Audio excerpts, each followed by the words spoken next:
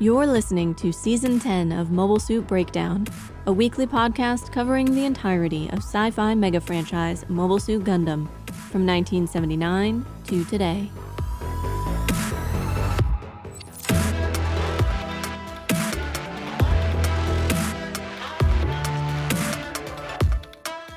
This is episode 10.20, Victory is Coming, and we're your hosts. I'm Tom, feeling a bit like I've been blasted with a long-range microwave attack this week.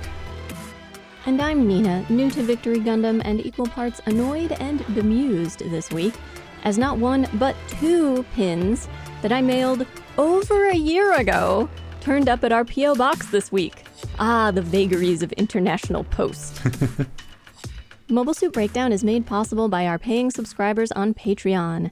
Thank you all, and special thanks to our newest patrons, Pike, Kalira, and Petey. You keep MSB Genki. And special thanks to Grant M. and Slice the Light for supporting us on Ko-fi. A quick update about our other podcast project, the audio drama The Disappearances of Lydia Fontaine. As of this past Monday, June 10th, the Kickstarter for Season 1 is more than 50% funded. For those of you who haven't checked out the pilot, here's the hook. Lydia Ryan never knew her mother's family, but when she returns to find her childhood home ransacked, her parents gone, and a book that shouldn't exist waiting for her, the teenager's insatiable curiosity leads her into a world of mystery, paranoia, and danger. Set in a deceptively familiar world of big data, perpetual surveillance, and machine-mediated communication, The Disappearances of Lydia Fontaine weaves bitter family feuds and high-stakes intrigue, together with light science fiction, fantasy, and cyberpunk elements, to create a magical surrealist audio drama about old wounds, dangerous secrets, and complicated legacies. You can listen to the pilot on most podcatchers and at lydiadisappears.com. That's LYDIA disappears.com, where you will also find a link to the Kickstarter. As with MSB, Disappearances does not have advertisers or paid sponsors. The season will be entirely funded by people who enjoyed the pilot and want to support the creation of more episodes, and we're pretty confident that will include some of you. The Kickstarter ends Wednesday, July 3rd at 9 a.m. New York time, so don't wait. This week on MSB, Victory Episode 20, Kessen Zenya, or Eve of the Decisive Battle. The episode was written by Okeya Akira, storyboarded and directed by Sato Ikuro, with Taniguchi Moriasa as animation director.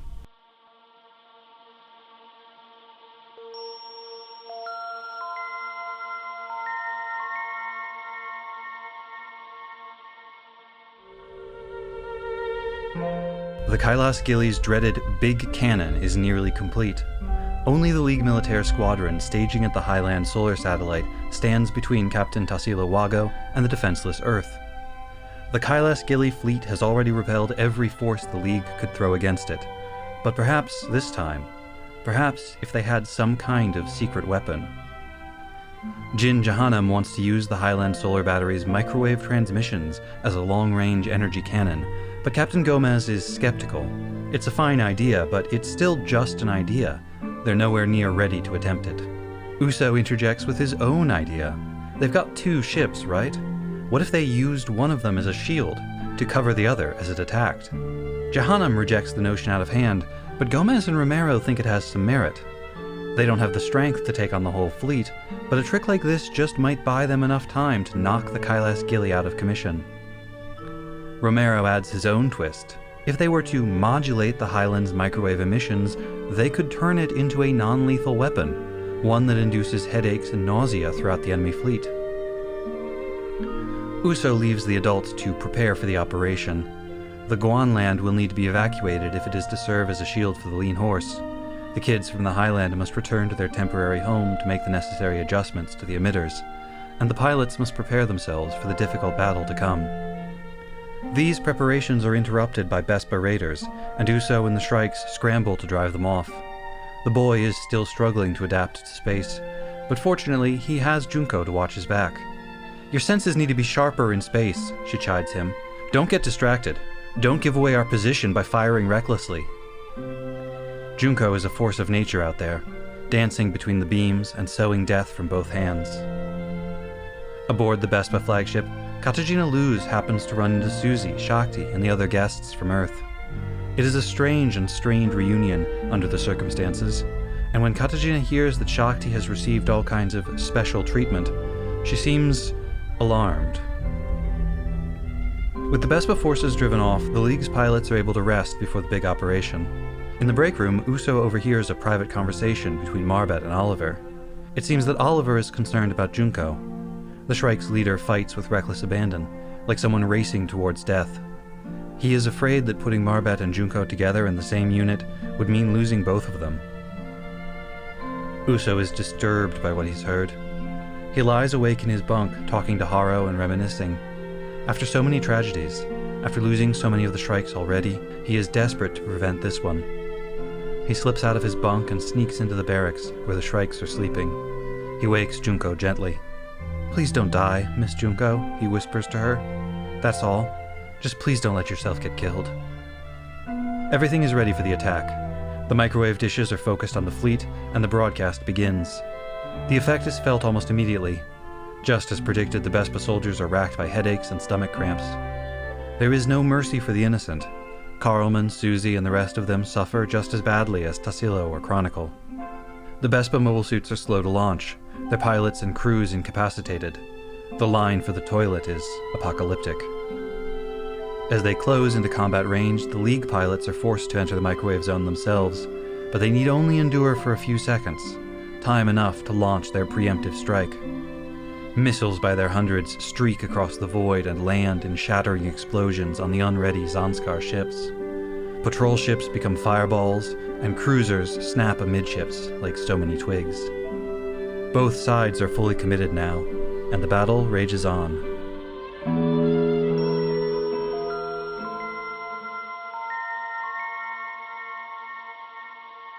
Hello, gentle listeners. I did not get to sleep very much last night, so this is going to be an interesting recording session. But out of my sleep-deprived fog, the main thing I remember about this episode is how much of a focus there was on Junko, and how she remarkably didn't die despite all of that attention. Junko turns out to be the only Shrike with enough plot armor to survive this level of characterization. Although, the episode ends on such a cliffhanger that I guess she could die next week. Marbet's reaction to, and more significantly, her characterization of, Oliver and Junko's relationship really stands out here. It seems to hinge on the fact that she feels Oliver does not treat Junko the way a commander should treat a pilot. He lets her have this attitude about the other pilots, he lets her behave this way, that way. If he were here to defend himself, Oliver might say that his role as commander is really about empowering the pilots of the Shrike team to be their most authentic selves, that is the best way to manage them. He has that line about, like, if I don't let her act like this, then Junko wouldn't be Junko. Yet it's also clear that he is worried about her. Marbet seems to feel that Oliver gives Junko special treatment, and that this makes her envious. She even attempts to take a couple digs at him, which he doesn't seem to react to at all, but she implies that he's bad at his job, basically, that he is not being a good commander for the Shrikes. And at least on the battlefield, he isn't much of a commander. Like, he allows Junko to take the lead when it comes to fighting. You know, he's one of her wingmen. He flies in the, like, number 4 position in her squadron or something. I think he said 3, but yeah. The point is that while he is the nominal commander, it doesn't seem like he actually does much commanding. You know, he's maybe more like a quartermaster or secretary for the unit. Marbet makes the rather unkind observation that if Junko has such a death wish, maybe Oliver should just let her get on with it. What she fails to recognize is that part of Oliver's concern is he's aware Marbet feels some competitiveness with the Junko, and the Junko's recklessness and Marbet's competitiveness could feed off of each other in a way that would also put Marbet in a lot of danger. He's worried about Marbet also. And there is perhaps some implication that Junko's recklessness also comes from a place of competitiveness with Marbet. Or at least of Is there? well, at least of a desire to show off for and impress Oliver. Like, Uso has that moment during the battle when he asks her, Junko, do you like Mr. Oliver? And I guess this is the first time that there's really been any suggestion that, yeah, maybe Junko is into Oliver. Because she doesn't say no. She doesn't outright slap down the question. She just says, hey, that's none of your business, kid. That's for adults. And she says it in, like, kind of a sad way. I think the suggestion there is that, yeah, Junko kind of does want Oliver Senpai to notice her. Marbet's jealousy almost feels like sibling rivalry to me a little bit, like in the way that if you've got two kids and one of those kids just like needs more from their parents, the kid who doesn't need as much help might still feel envious of all of that time and attention. Oh, Junko gets all this extra attention from Oliver because she has a death wish or whatever. Ugh, like, what about me? Oliver feels like he has to constantly be at Junko's elbow to, like, pull her out of any kind of scrape that she gets into. Right, to keep an eye on her constantly. Oh, Marbet's fine. She can handle herself. She doesn't need to be watched over in the same way. Mm-hmm. But it's the similarity between the two of them. And I think each of them recognizes that in the other one. I don't know. I think that glosses over a lot of what happened in the earlier episodes to contrast the two of them and the way the Shrikes were so catty to Marbet, that they're such like girly girls, fully made up all the time, and Marbet is such a tomboy. In this episode, Junko obsesses over the difference between her and her Shrikes and the regular pilots. Mm-hmm. Those newbies, those amateurs, they have no business on the battlefield with us. They have no business pretending to be regular soldiers, etc., etc. And that was one of the ways that she distinguished herself from Marbet in those early episodes. Marbet was less experienced. The Shrikes were veteran soldiers, and Marbet was a test pilot. At this point, Marbet is up there with all of them. Marbet is at least on the same scale of skill, even if she's not as good as Junko.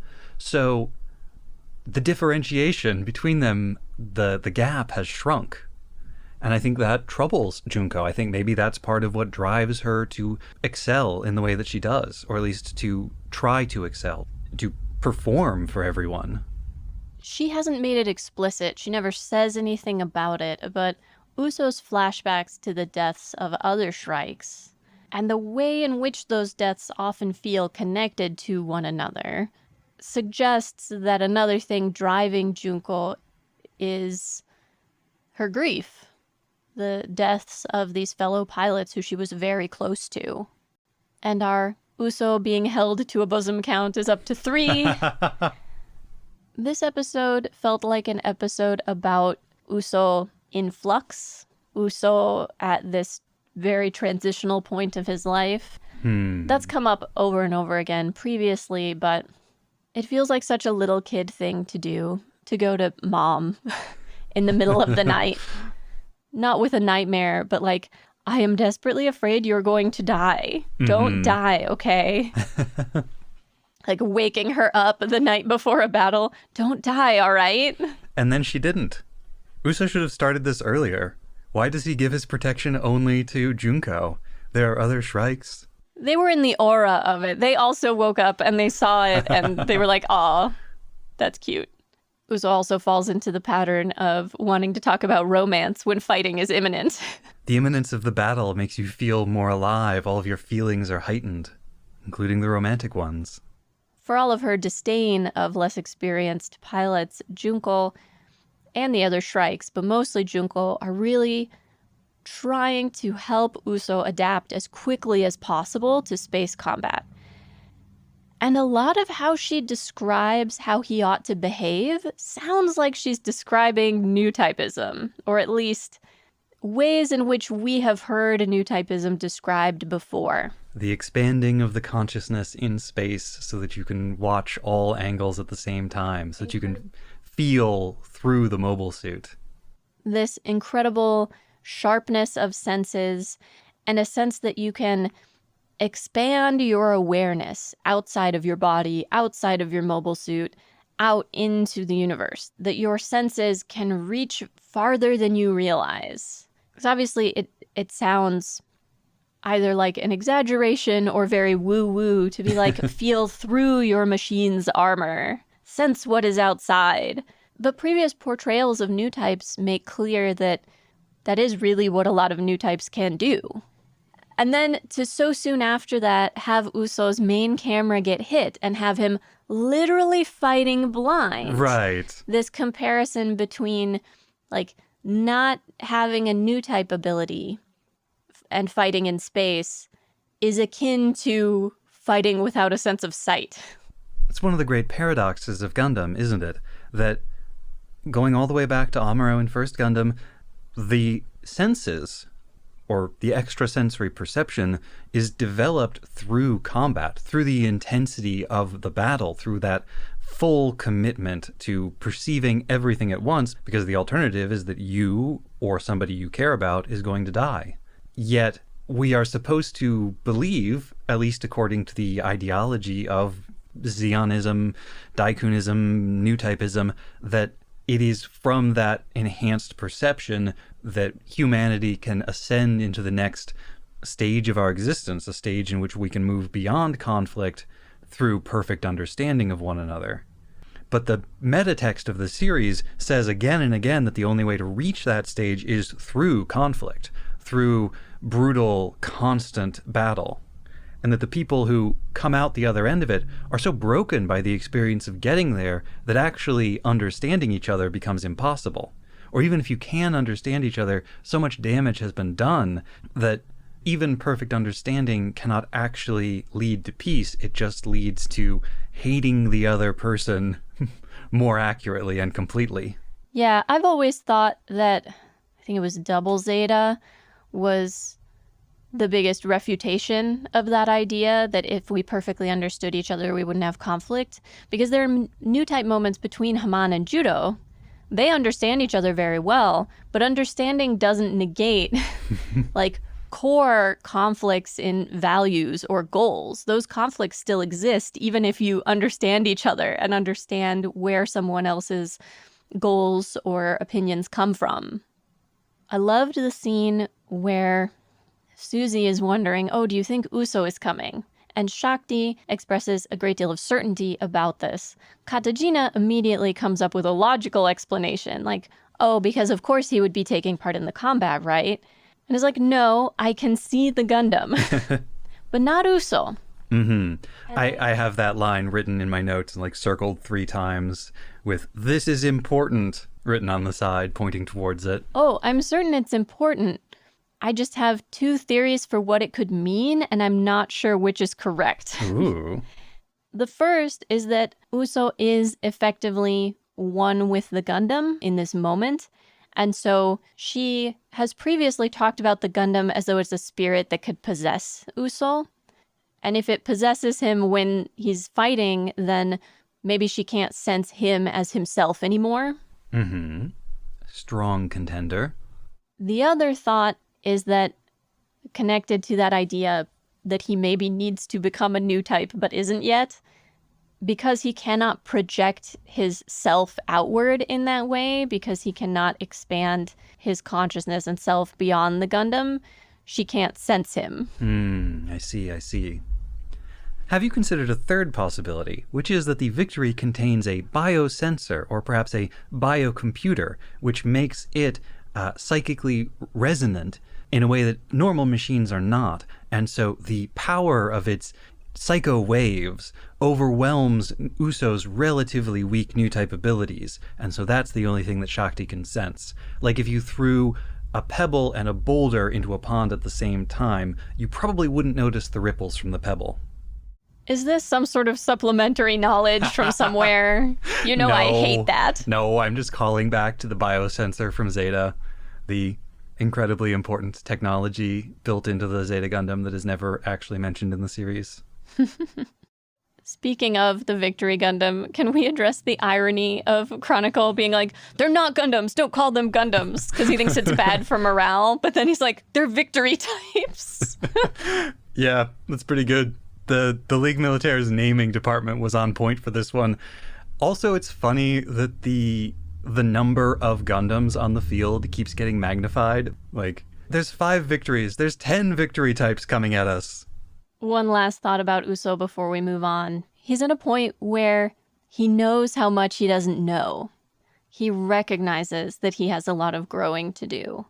In a previous episode, we saw him really struggle with the catapult, leaving the ship in the Victory Gundam. In this episode, he does a bit better, but it's not easy. It's still a bit tricky for him. He's still getting used to it. It's this sense of gradual improvement. This is a recurring motif Tomino loves when people struggle with the catapult. It's just a great shorthand for this person is still getting used to operating from a ship. The moment early in the fight, maybe it's in the first of the 2 fights, I don't remember exactly, but where he sees an enemy pilot sort of ejected from the wreckage of a mobile suit that he has just destroyed. And he kind of narrates as though he's talking to the pilot, but he's really just talking to himself, what that guy did wrong in the fight. Uso's after-action report. Well, on some level, I think he's trying to comfort his own conflicted feelings about fighting and killing other people. But I think this is also an effort on his part to learn as much as he can from every fight he's in. That, okay, what did that guy do wrong here? I'm going to say it out loud to myself so I know I have internalized, like, this is what went wrong for that pilot in this fight. Not only for his own survival, but also to live up to what Junko expects from him, to live up to the commitments he's made to himself vis-a-vis protecting other people, rescuing Shakti. Well, he's a very smart kid, and he approaches the battle from an almost intellectual angle. It's very different from a Camille or a Judo, who were extremely, emotional in their fighting. Judo, in a similar situation, would be screaming something like, "Come on, man, why are you making me kill you? Just go home, we don't have to do this." Whereas with Uso, it's like, your beam emissions were 27% too weak to stand up against my firepower. But not quite that dead inside. Not yet, maybe. It really is the humility of it, the recognition that, oh, I have a lot I need to learn if I want to be able to accomplish my goals, if I want to be the kind of person I want to be, that sells me on the story being at least partially about him transitioning to adulthood. It's very easy to be cocky when you're young, for you to feel super confident. Not that adults don't feel that too. Uso is in many ways much more mature than a significant number of adults. But the coexistence of his more childish moments with his desire to learn and grow and fulfill all of these commitments. Well, the episode is bookended by 2 different groups of people talking about what Uso isn't. You already mentioned the scene towards the end when Shakti, Suzy, and Katsujina are talking about the incoming attack and Uso being part of it and Shakti not being able to sense him. At the beginning of the episode, there is a scene where Odello and Alicia are talking about Uso, and it's a weird scene. I'll come back to this. It's like the writing feels very awkward here. I also thought they looked kind of off-model and strange, both of them. There's maybe a lot wrong with this scene, actually. A couple of the scenes at the beginning feel very off, but that's besides the point for now. There'll be plenty of time to kick these scenes around later. But Odello says, I think it has something to do with microwaves. Do you know what's up with that? And Alicia says, no, I have no idea. And Odello says, I think Uso knows, in a weird tone. Alicia says, well, how would I know? I'm a civilian. And Odello says, well, Uso's not a soldier. But he doesn't say what Uso is. He just says Uso's not a soldier. He's some secret third thing. Right. He's not a child, but not an adult. Not a soldier, but not a civilian. He is a Gundam. Let's actually dig into that scene now. The beginning of this episode has Uso joining a kind of ersatz strategy meeting on the bridge of the Lean Horse with Jin Jahanam and Gomez and a couple of representatives from the Old Man Polycule. And they're all just sort of like discussing their different plans. It's very informal. It's very flat. There is the fiction that Jin Jahanam still has to make the final call on all of it, but like it's pretty clear that he's not actually making the decisions. And Uso suggests that they should use one of the two ships as a shield. And then there's this discussion of using the microwave to induce stomach and headaches. I definitely spent long moments thinking that was a joke. We're gonna give them stomach upsets and headaches with our microwaves. Look, this is one of Tomino's obsessions. One might even call it the singular preoccupation of his creative life. What if you were in space and you had to poop real bad? It keeps coming up. I'm not kidding. It is a recurring theme for him. And, like, I have some theories for why he's so into this. Like, the man is very much about continually reminding us that we have bodies. Even in the midst of the most exciting, epic sci-fi adventures, we still, like, have human bodies that have various biological needs, and they need to be met whether we're on Earth or in space. Well, yeah, no matter how exciting the setting, we still need to eat, we still need to sleep. And I don't think he's particularly interested in what you might call, like, big picture logistics, like, where does the food come from? How does the government work? Who votes on what? What committees do this or that or the other thing? Really, the most essential aspects of being a living human. Right. He loves that small scale infrastructure. How do you go to the bathroom if you're piloting a mobile suit? I suspect diapers are involved. Well, Chronicle has that line. He's Yep. like, bring some extra toilet packs. Whatever that means. I'm gonna guess space diapers. But how would you... Future diapers. But how would you change them while you're piloting? What would be the good of bringing extras? Maybe there's like a suction system. Hey, I don't know, but maybe we'll get to see it at some point. That seems like a Tomino thing to do. After this scene, Uso gets dragged out into the hall by Odello and Warren, who have witnessed the whole thing and are like, "Why did you say all that stuff, man?" And Uso tells them it was because if everybody is distracted by this attack, then they will have the opportunity to slip out again and continue their search for Shakti. A plot thread that is dropped immediately after this scene and never picked up again. And how exactly are Odello and Warren going to look for Shakti and Susie in the middle of all of this? Right. Then they go to this other scene where Uso and Odello and Warren go and talk to the other kids. Tomasz is summoned to the bridge to discuss the microwave plan. Now suddenly Odello doesn't know about the microwaves. This is the first he's hearing about it. He has this weird interaction with Alicia. It feels like these two scenes were both written into the script, but with like a use one or the other, not both note on the side, and that got covered up like maybe by a coffee stain. And so they just ended up making both of them, even though they're kind of in conflict with each other. The interaction with Odello and Alicia is weird because it kind of seems like he's negging her, like asking her if she knows about the microwaves. And then when she says no, he's like, well, Uso does, you dumb girl. It's okay, though, you're pretty, lol. I didn't get that at all. I got more of a, maybe she's a little irritated. She's like, how would I know? Why are you asking me about this? I don't know any more about it than you do. And then it occurs to him, I bet Uso knows. Uso involves himself in all this decision making. Uso gets taken into the confidence of the adults more than any of the rest of us do.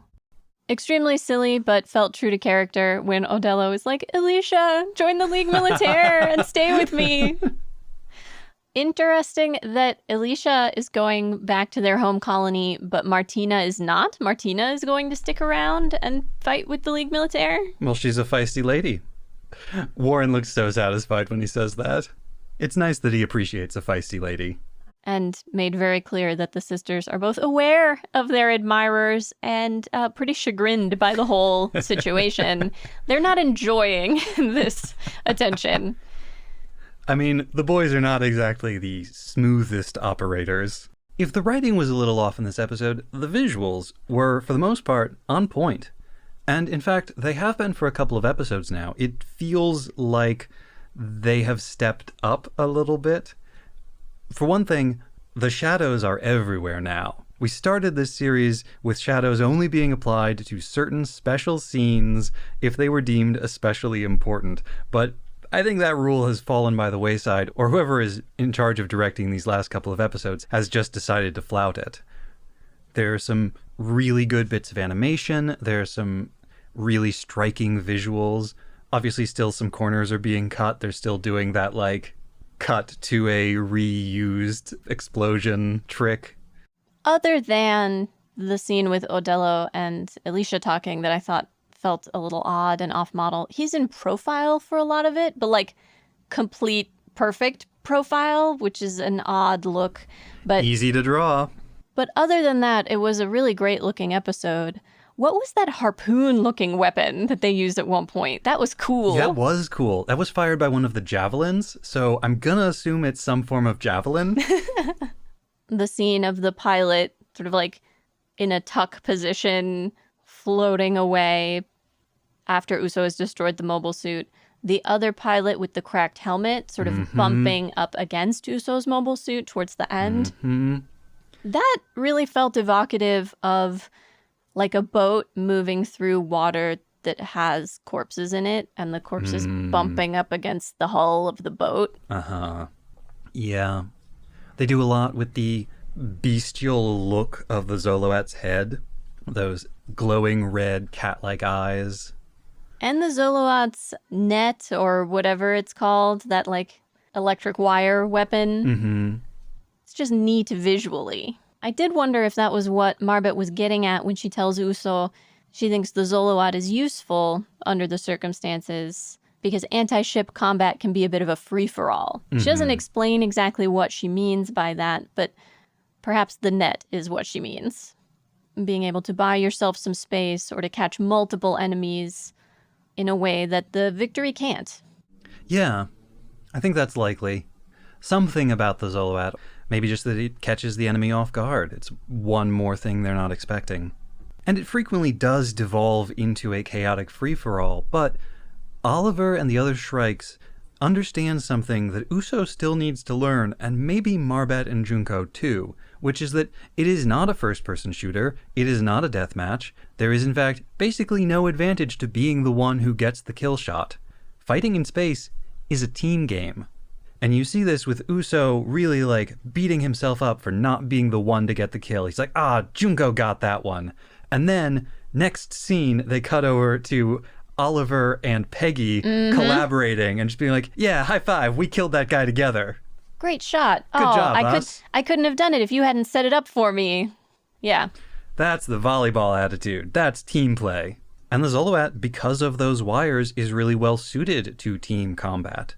If Marbet could learn the lesson that she needs to work together with the Shrikes, work together with Oliver and Uso, and stop trying to prove herself to them, she could be really useful. I love to see a battle with some structure.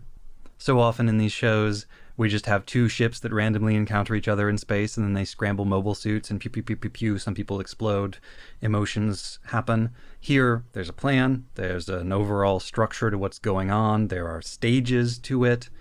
Feels good. Feels good to know what the stakes are, to know what the goals are, to actually have, like, an objective that the heroes are trying to achieve. Yeah, from the beginning, the general agreement seems to be that they can't win this fight, but what they can do is prevent Vespa from being able to use the Kailas Gilly as a mega weapon against the Earth.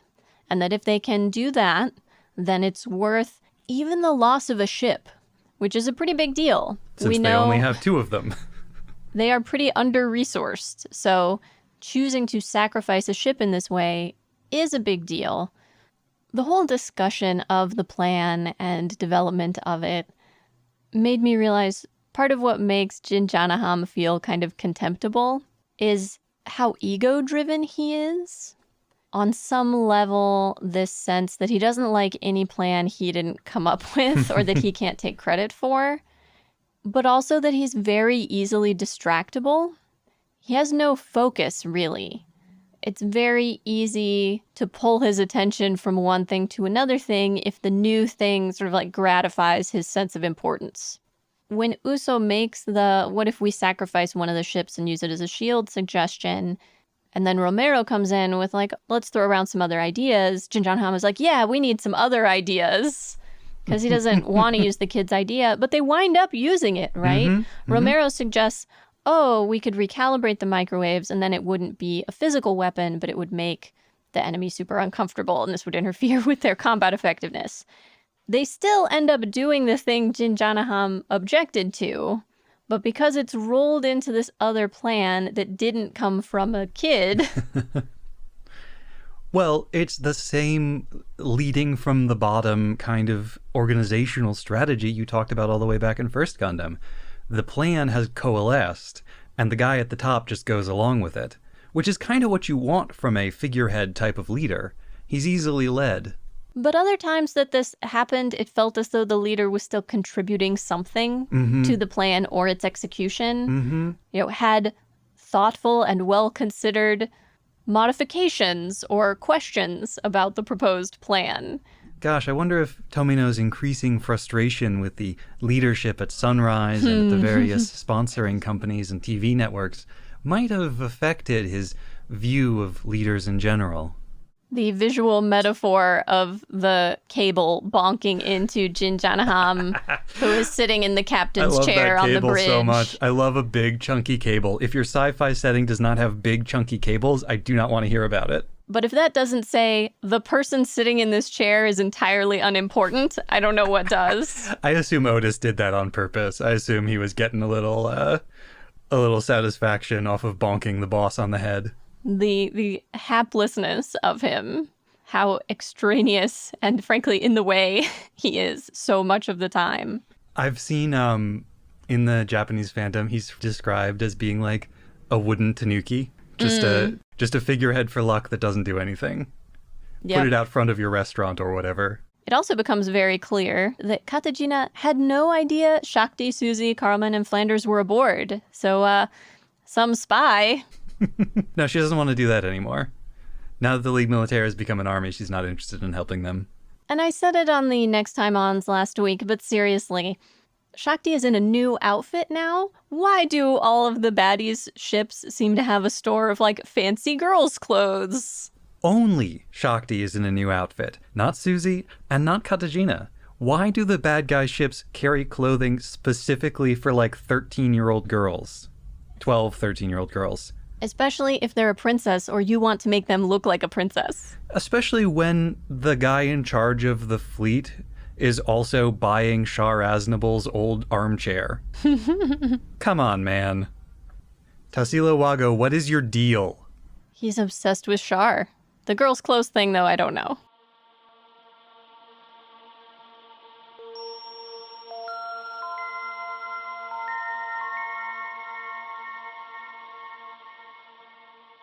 And now, Tom's research into the name of the Bespa battleship Amalthea.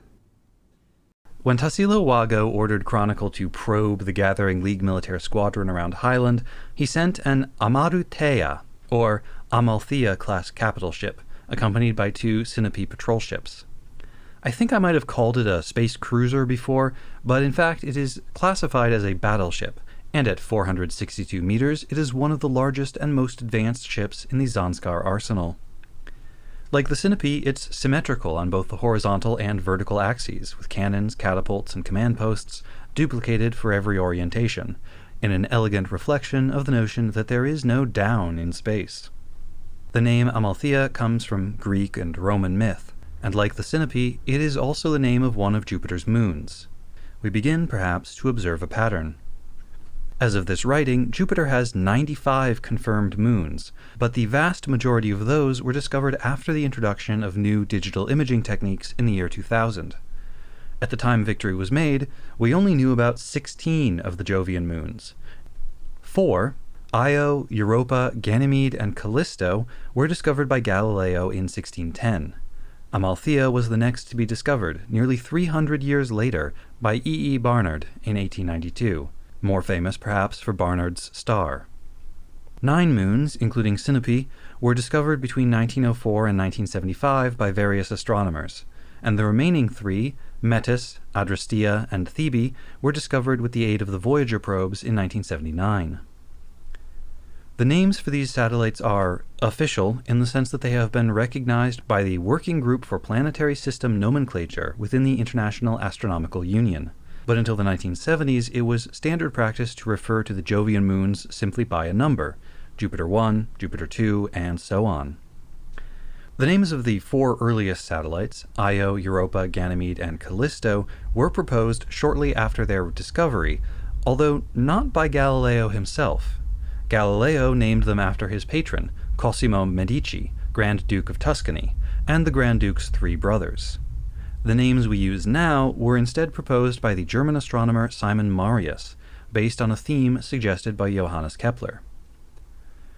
The 20th century moons, including Sinope, were named en masse in 1975. There were other names in use for some of them, popular but unofficial, but these were dismissed, and a unified naming scheme based on Kepler's theme was adopted. All of Jupiter's moons would be named after the numerous mythological companions, lovers, conquests, and victims of the god Jupiter. With the profusion of new moons discovered in the past 3 decades, the committee was obliged to modify the rule somewhat. Newly discovered satellites would also be named after Jupiter's descendants. They also did a cool little thing where, depending on whether the name of the moon ends with an E or an A, tells you which direction its orbit goes, but that's not relevant here. As Nina noted in her research on the name Sinope, the mythological Sinope has several different origin stories, but the one that sees her entangled with Jupiter goes a little like this. Sinope was a naiad, a water nymph, and daughter of a river god. Her beauty was such that she caught the attention of 3 gods, Jupiter, Apollo, and the more obscure river god Halys. Consumed by his passion for the girl, Jupiter snatched her from her father's home and brought her to the site of the future city that would eventually bear her name. When Sinope rejected his advances, the king of the gods promised to give her anything, whatever she most desired. "Okay," said Sinope. "Great, fantastic. So what do you want?" "Anything?" "Anything at all. Name it and it's yours." "Cool. Then I want you to leave me alone." And listeners, it worked. In fact, it worked so well that she repeated the trick twice more to get rid of Apollo and Halys. According to Apollonius of Rhodes in his Argonautica, Sinope kept herself celibate from men and gods for the rest of her life. Although on the other hand, as Nina reported, there are other versions of the myth that assign her divine lovers and famous children. Perhaps, considering what we've only just learned about the famously unmarried Queen Maria and her secret daughter, the choice of the name Sinope was made with more intent than simply throwing darts at a corkboard with the names of the Jovian moons written on it. Amalthea is part of another key element of the Jovian mythos, but like Sinope, and unlike most of the other moons' namesakes, she was not Jupiter's lover. She was his wet nurse. You probably know the story of Jupiter's birth, how his father, the titan Saturn, Kronos in the Greek, had been warned that one of his children would overthrow him, and so he tried to forestall the prophecy by devouring each of his offspring immediately after their birth. Jupiter was the youngest, after Pluto, Neptune, Juno, Ceres, and Vesta. After losing 5 of her children in this barbarous fashion, Saturn's consort, his sister Opis, resolved to save little Jupiter by giving Saturn a swaddled rock in place of the newborn god. She entrusted the child's security to the Curetes, spirits of the wild mountains in Crete. Their frenzied war dances, the clashing of sturdy spears on bronze bucklers, would drown out the baby's cries. For his more tender needs, she appointed Amalthea to be the baby's nurse. Amalthea's exact nature is disputed. In some versions of the myth, she is a nymph who fed the divine infant on the milk of a nanny goat mixed with honey, because the Curetes, besides being wild warrior spirits, were also the inventors of beekeeping. In other versions of the story, though, Amalthea is the nanny goat, and is usually accompanied by other nymphs, like Adrastea or Adamantia. As the story goes, at one point the goat, whatever her name might have been, broke off one of her horns while running through the Cretan wilderness. Or it was broken by a young Jupiter while he played with his nursemaid because he didn't know his own strength. Either way. In either event, the severed horn was retrieved, and it was filled with herbs and fruits and other fresh delights.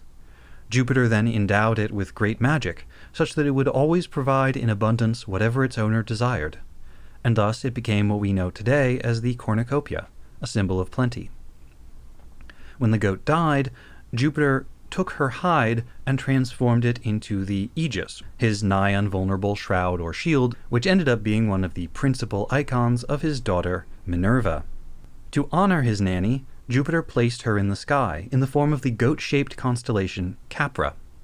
And now, this mythic icon of nurturing and abundance gets to be a battleship.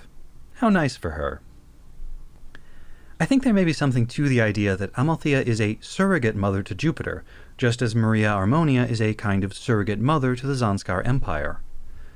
But goats don't produce milk unless they've had kids, so Amalthea, like Maria, must also have been the regular kind of mother. It's just that her real children have been left in obscurity in favor of her more famous fosterling. You know, metaphor.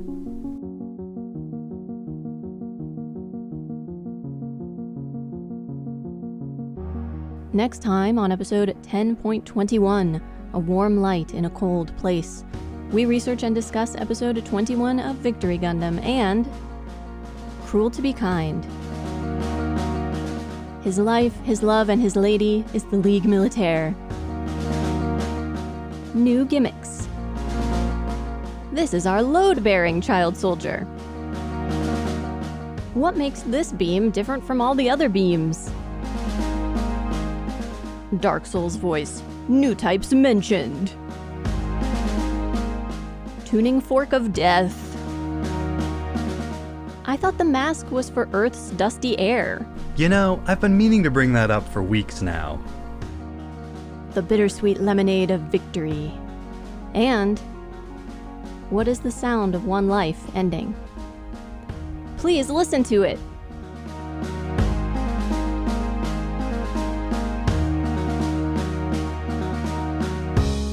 Mobile Suit Breakdown is written, recorded, and produced by us, Tom and Nina, in scenic New York City, within the ancestral and unceded land of the Lenape people, and made possible by listeners like you. The opening track is Wasp by Misha Dioxin. The closing music is Long Way Home by Spinning Ratio. The recap music is Slow by Lloyd Rogers. You can find links to the sources for our research, the music used in the episode, additional information about the Lenape people, and more in the show notes on our website, GundamPodcast.com. If you'd like to get in touch with us, you can email hosts@GundamPodcast.com or look for links to our social media accounts on our website. And if you would like to support the show, please share us with your friends, leave a nice review wherever you listen to podcasts, or support us financially at GundamPodcast.com/Patreon. You can find links and more ways to help out at GundamPodcast.com/support. Thank you for listening. Did you serve in the Bespa military forces? Have you experienced any of the following? Headaches, nausea, stomach pains, vomiting, changes in bowel habit? If so, you may be suffering from what many Zanskar physicians are calling Highland syndrome, and could be entitled to compensation. To speak to a lawyer and find out if you qualify, contact us at Bloom, Chimater, and Computesworth PLC. Don't wait. Get what you deserve today. This message brought to you by future space lawyer and MSB listener, Fancy Wookie. Thanks, Fancy Wookie.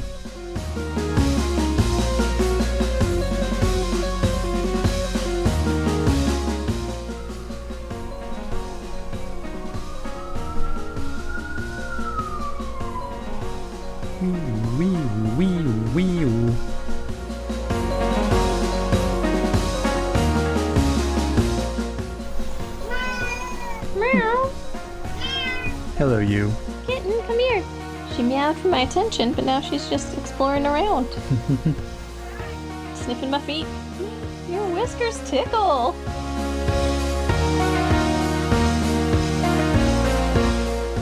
Alright, I think that's good enough. Okay. There's somewhere in there we can end it. We'll trim the ending somewhat to find a good end point, but I think we got it. Alright. It'll just cliffhang just like the episode does.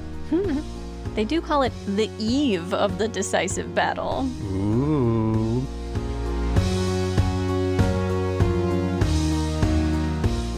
I did wonder if this was the first time we've seen the bed seatbelts, Those were cool. which, if you don't have simulated gravity on a ship, then you would just float around. If you want to stay in a particular spot to sleep, you would need to be strapped in some way.